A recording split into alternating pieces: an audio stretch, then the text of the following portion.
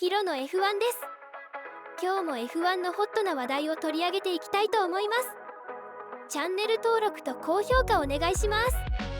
チャンネル登録で最新の F1 ニュースを見逃さずにチェックできるよ。 F1 ラスベガスグランプリ決勝後のアルファタウリ角田とリカルドのコメントの話題です。角田裕樹はこのレースでリタイアを余儀なくされた。彼は2台のマシンでセットアップを分担し、自身のマシンに賭けをしてみたが結果的にはうまくいかなかった。クリーンなスタートにもかかわらずトップ10でフィニッシュするペースはなかった。アブダビでのポイント獲得を目指し、何が起こるかわからないからベストを尽くすと述べた。一方ダニエル・リカルドは14位でレースを終えた。彼はタイヤの問題によりスタートとリスタートで苦戦し、レース終盤にはフェードアウトするマシンよりはペースが良かったがトップ10には入れなかった。来週のレースに向けて楽観的な姿勢を保ち、休養と回復に努めると述べた。テクニカルディレクターのジョディ・エギントンはフロントタイヤのグレーニングが2台のドライバーに大きく影響した難しいレースだったと評価した。角田は最後尾スタートからソフトタイヤを選択し、グレーニングの問題に直面し、さらにパワーユニットの問題が疑われ、レース終盤にはリタイアを余儀なくされた。リカルドは第1スティントでグレーニングの影響を受けたがピットストップで調整し、レース後半に良いパフォーマンスを引き出した。エギントンはこのサーキットのセットアップ要件についてもっと把握し、パフォーマンスを引き出すことができなかったことを悔やみ、次の週末のチャンスを最大化するために全員が集中していると述べた。角田裕樹リタイア。2台のマシンでセットアップを分担し、自分のマシンにも少しかけてみたが結局うまくいかなかった。今日はクリーンなスタートを切ることができたし、トラブルにも巻き込まれずに済んだのでポジションを上げることができたが、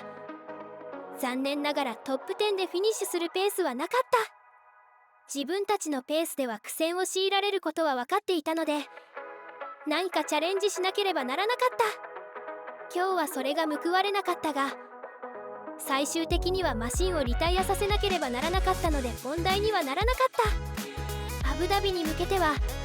ポイント獲得を目指す。何が起こるかわからないからベストを尽くすよ。ダニエル・リカルド14位。レースには楽観的に臨んでいた。スタートとリスタートで苦戦することは分かっていた。なぜならこの週末はタイヤに関して何か失敗していたからで、タイヤが冷えていて新品なのにこの滑りやすい路面でうまく機能させることができなかった。 2,3 周走ればタイヤが機能して集団に復帰できると思ったが結局そこまでには至らなかった。これは言い訳ではなく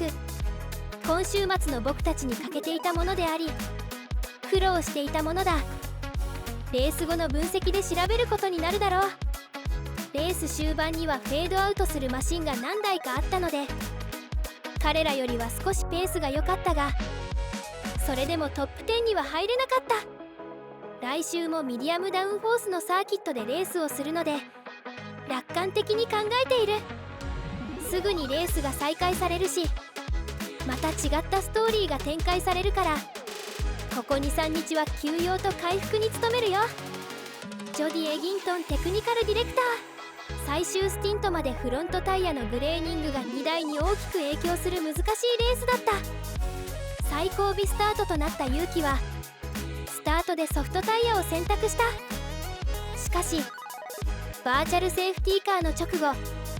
フロントタイヤのグレーニングが劇的に悪化し、理想的なタイミングよりも早くボックス走行を余儀なくされた。残りのレースも同じようなグレーニングの問題に悩まされ、かなりのマネージメントが必要だった。さらにパワーユニットの問題が疑われ、レース終盤にはリタイアせざるを得なかった。ダニエルのレースも第1スティントでグレーニングの影響を受けたが、ピットストップでの調整とハードコンパウンドタイヤへの交換でグレーニングを抑えることができた。タイヤが実用域に入ってからはレース後半に良いパフォーマンスを引き出すことができた。ウィークエンドを総括すると、このサーキットのセットアップ要件をもっと把握し、マシンからもっとパフォーマンスを引き出すことができなかったのは悔しい。しかし今夜のレースでセットアップの見直しが必要な部分が詳細に浮き彫りになった。幸いウィリアムズはポイントを獲得していないので、コンストラクターズ選手権7位争いは最終戦アブダビに持ち越される。理論的には今年最後のサーキットはここよりも僕たちのパッケージに合っているはずだから、次の週末にそれを達成するチャンスを最大化するために、両ドライバーにもっといいマシンを提供することに全員が集中しているんだ。 F1 ラスベガスグランプリ決勝後のアルファタウリ角田とリカルドのコメントの話題でした。チャンネル登録と高評価お願いします。チャンネル登録で最新の F1 ニュースを見逃さずにチェックできるよ。最後までご視聴ありがとうございました。次回のヒロの F1 をお楽しみに。